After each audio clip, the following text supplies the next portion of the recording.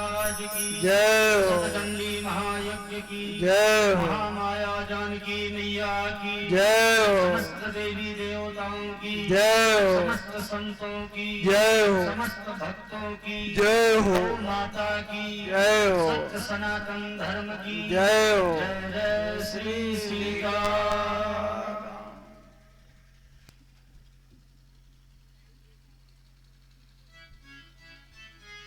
परम मंगल में परात्पर अखिलेश्वर अकारण करुणा वरुणालय भक्त वांछा कल्प तरु कलिकृत विनंदत पीतांबर धारी बाल स्वरूप रघुनाथ जी की प्रत्यक्ष वांगमय प्रतिमूर्ति श्री रामचरितमानस।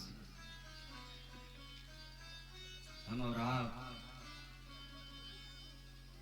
ईश्वर की असीम कृपा और अनुग्रह से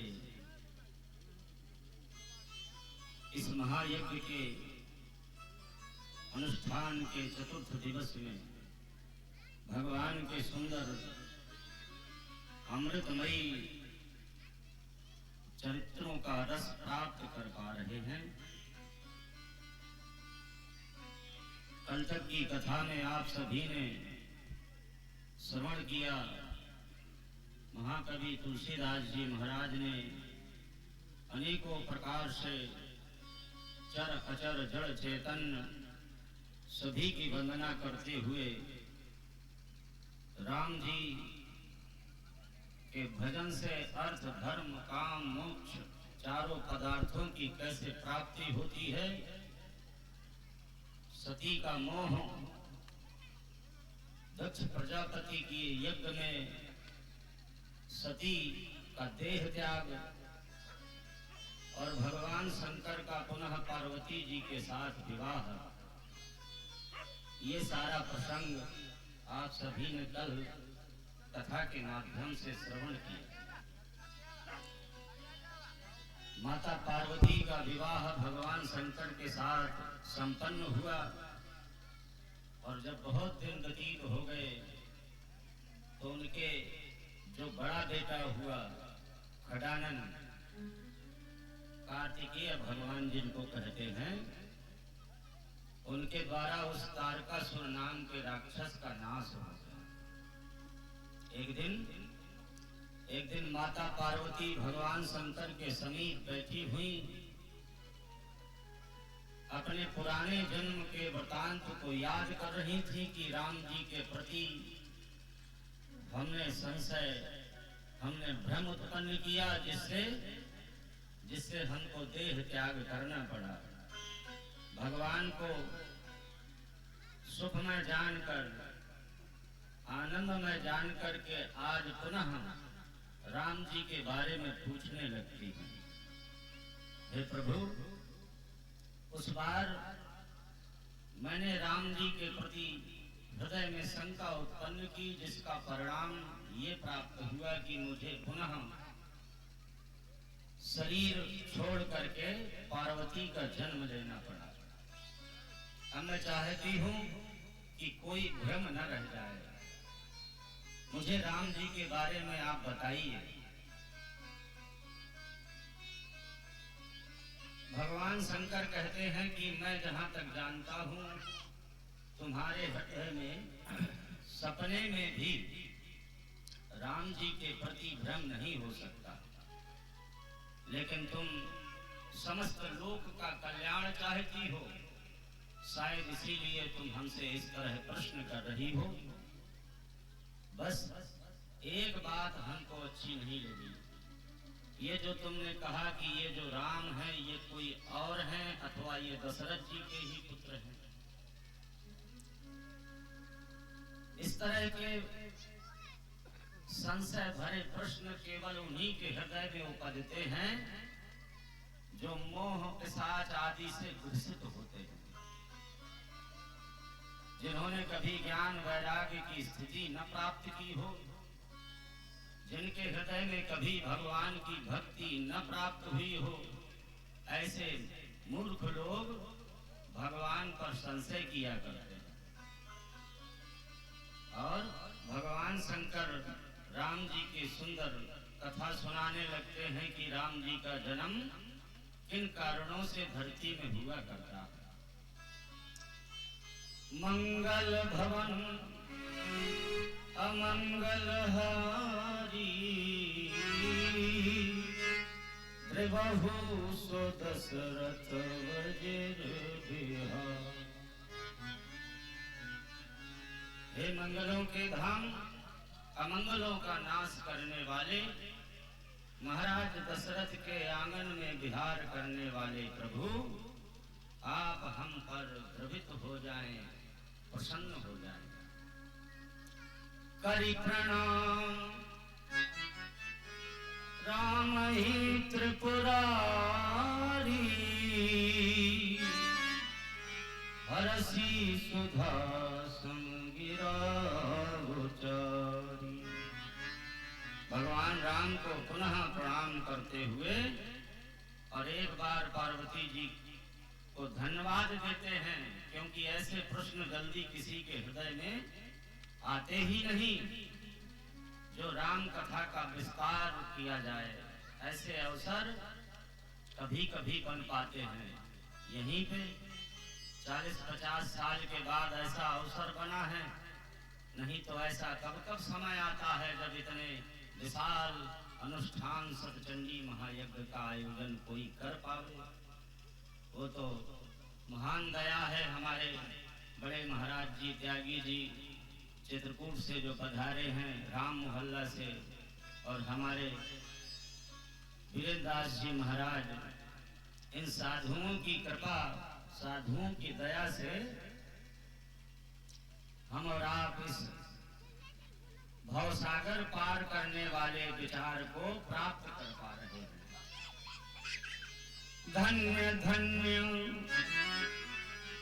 गिरिराज कुमारी, तुम समान नहीं उपकारी। आज इतना बड़ा उपकार देवी तुमने किया।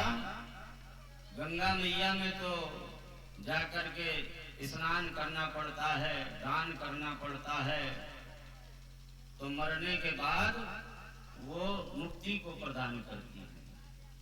लेकिन ये ज्ञान गंगा ऐसी है कि आदमी जिंदा जिंदा ही मुक्त हो जाता है। ये ऐसी ज्ञान गंगा है सत्संग। लेकिन नहीं होती तो आंख है ना, आंख, जिन आंखों से भगवान के दर्शन न किए गए, दशहरे में हम तुम पर मिलते नहीं, प्रांगण में नीलकंठ भगवान आकर के कथा सुन रहे हैं, ये ऊपर बैठे। बोलो नीलकंठ भगवान की जय हो। ये भी कभी कभी अवसर बनते हैं।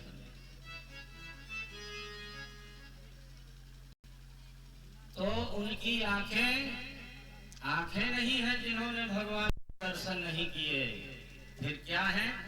बोले वो मोर के पंख में बनी हुई आंख जैसे होती है, फालतू में ही बनी है, कोई मतलब नहीं है, लेकिन फिर भी आंख बनी है। नेत्र तो तभी सफल हैं जब भगवत दर्शन किए जाए। अपने हाथ तभी सफल हैं भगवान का स्पर्श किया जाए, उनके चरणों का स्पर्श किया जाए।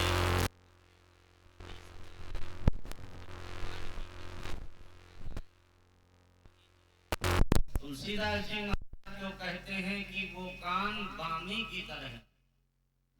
बामी देखी है, सांप की बामी, गोल गोल उसमें भी छेद होता है, घुमावदार, और ऐसे ही कान में भी छेद होता है, घुमावदार, भीतर की तरफ। तो जिन कानों ने भगवान की कथा न सुनी, वो कान नहीं, बल्कि वो सांप की बामी यानी बिल की तरह होते हैं।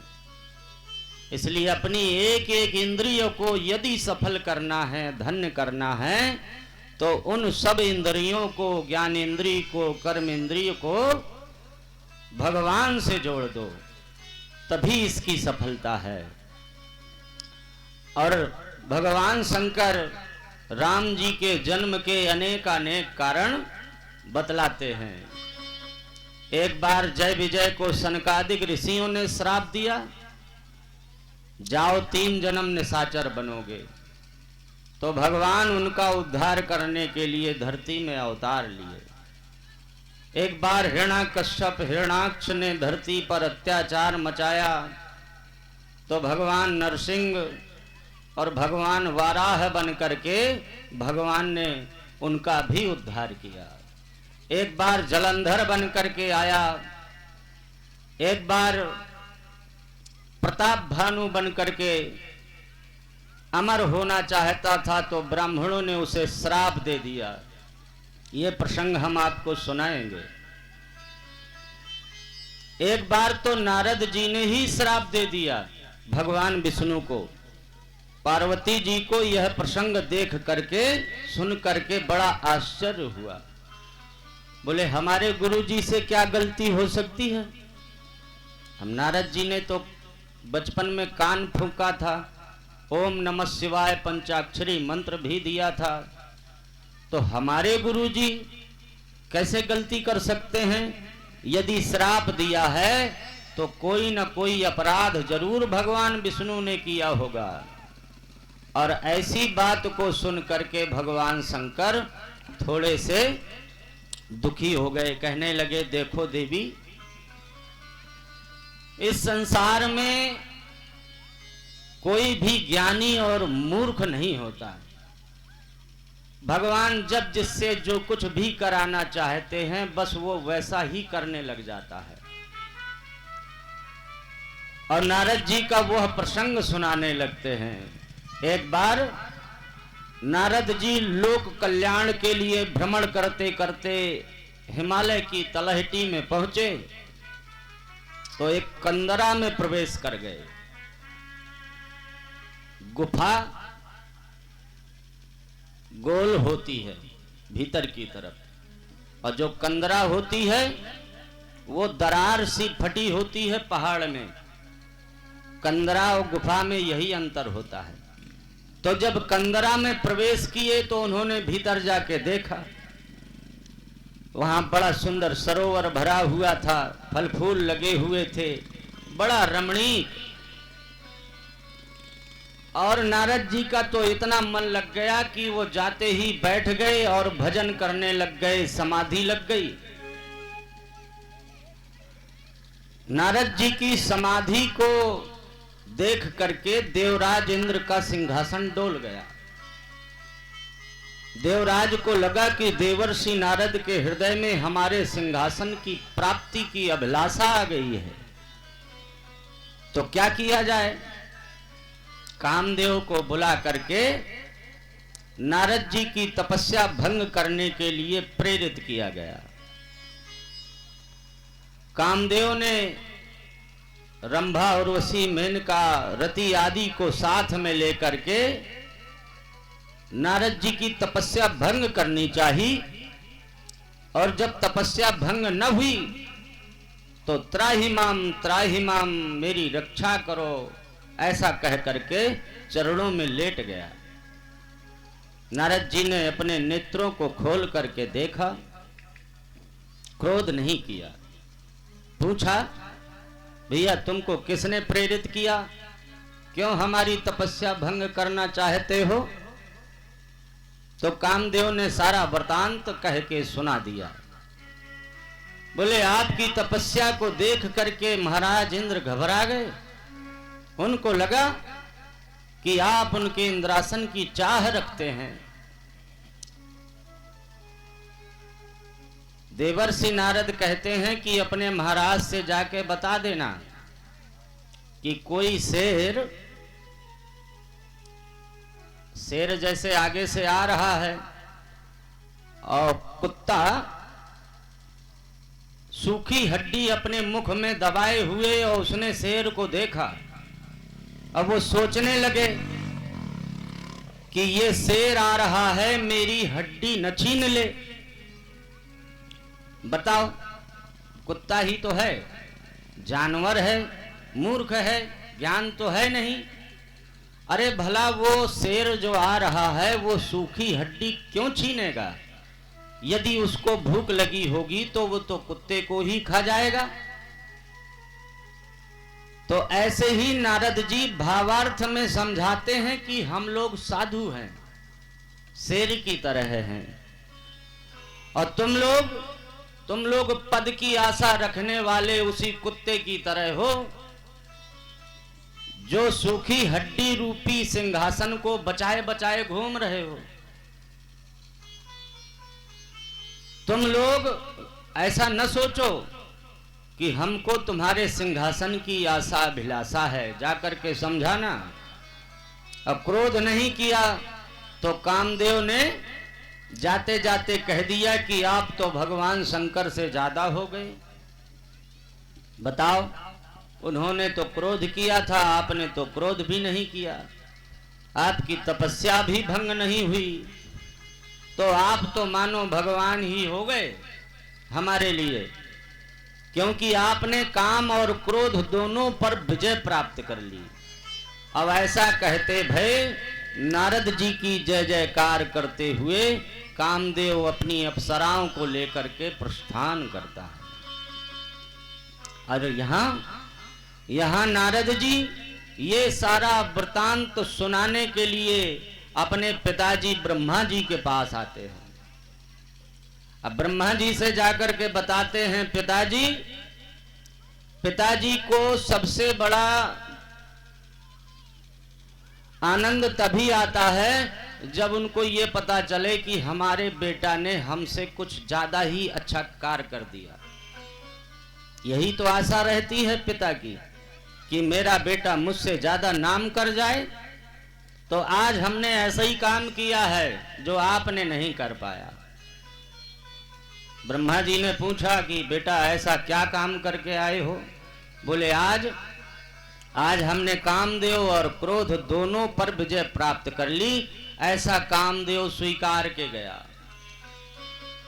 ब्रह्मा जी को लगा कि कहीं ऐसा तो नहीं हमारे बेटा के हृदय में इस बात का अहंकार आ गया हो। तो वो समझाते हैं कि हमसे तो बता दिया, पर भगवान विष्णु से जाके मत बताना। और जैसे ही पिताजी ने भगवान विष्णु का नाम लिया कि मत बताना, तो नारद जी वहां से प्रणाम करके चल दिए। सोचते जा रहे हैं कि अब किसके पास जाऊं, तो वो भगवान शंकर के पास कैलाश पहुंच जाते हैं। कैलाश में भी जाकर भगवान शंकर से अपने सारे कामचरित कहते हैं। बोले बाबा जी, आपने जो काम आज तक न कर पाया, देखो आपके शिष्य नारद ने करके दिखा दिया। बोले बाबा पूछते हैं, भैया बताओ तो सही, ऐसा क्या करके आए हो? बोले देखिए, जब आप तपस्या कर रहे थे, कामदेव ने पुष्पों के बाण चलाए तो आपकी समाधि डिग गई थी, और आपने क्रोध में आकर के कामदेव को भस्म कर दिया था। बोले हाँ, बात तो सही है। तो नारद जी बोले हमने ऐसा कुछ नहीं किया, हमने कामदेव को दंडित भी नहीं किया और उसने हमारी तपस्या भी नहीं डिगा पाई। तो हुआ ना, आपसे बड़ा काम करके आए, तो आप हमारी प्रशंसा करिए, आप हमको आशीर्वाद दीजिए, क्योंकि आप ही लोगों की दया से हमने इतना बड़ा काम किया है। भोले बाबा कहते हैं, काम तो तुमने बहुत अच्छा किया है, लेकिन ये सब बातें जिनका नाम रटते रहते हो नारायण नारायण, तो नारायण के पास जाकर के ये बातें न बताना। तो नारद जी को लगा कि बाबा जी के पास भी रुकना ठीक नहीं है, और तुरंत प्रणाम करके क्षीर सागर की तरफ चल देते हैं। श्रीमन्नारायण नारायण नारायण, श्रीमन्नारायण नारायण नारायण नारायण नारायण, श्रीमन्नारायण नारायण नारायण,